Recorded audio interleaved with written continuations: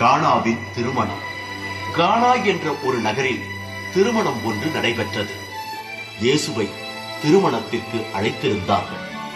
இயேசுவுடன் அவரது சீடரும் தாயும் இருந்தார்கள்.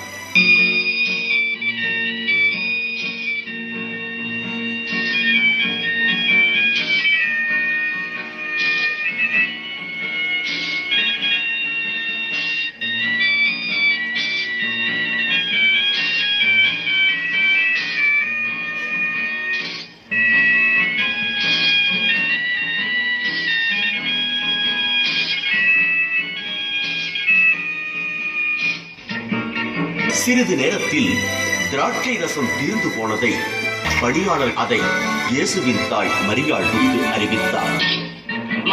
மது கொஞ்சம் கூட இல்லம்மா. ஐயோ, இப்ப என்ன செய்வது? எல்லா பாத்திரங்களையும் பார்த்தாயா?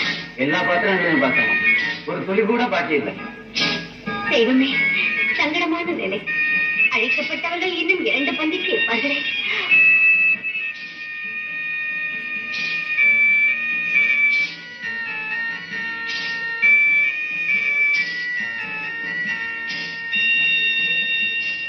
மகனே, இங்கே மதுரசம் தீர்ந்து விட்டதாம். மிகவும் வேதனைப்படுகிறார். அதற்கு நான் என்ன செய்ய வேண்டும்? நீ மனம் வைத்தார். இன்னும் வேலை வரவில்லை. அப்படி சொல்லலாமா? விருந்தினர் இன்னும் வர இருக்கிறார். தெய்வமே, நீதான் வழி செய்ய வேண்டும்.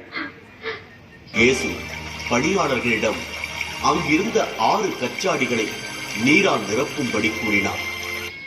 சரி, காலி பாத்திரங்களில் நீர் நிரப்பிச் சொல்லுங்கள்.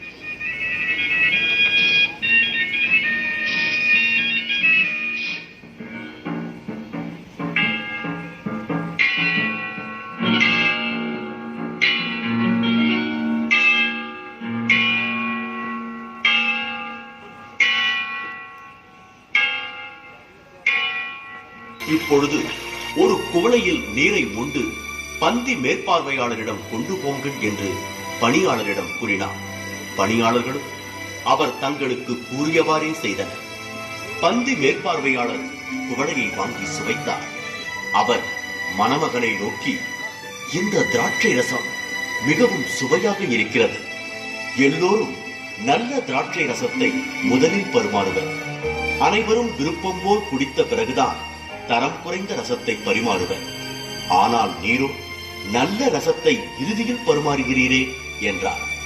அப்பொழுது மரியாளும் சீடர்களும் பணியாட்களும் இயேசு தண்ணீரை திராட்சை ரசமாக மாற்றிவிட்டார் என்பதை உணர்ந்தனர். இயேசு செய்த முதல் புதுமை இதுவே.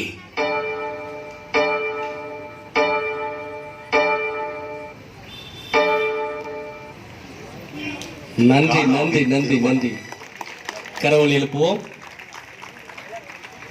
வேளாங்கண்ணி அன்பிய குடும்பத்தார் கானாவூர் திருமணத்தை நேரில் கண்டது போல அருமையாக நிறைவேற்றினார்கள்.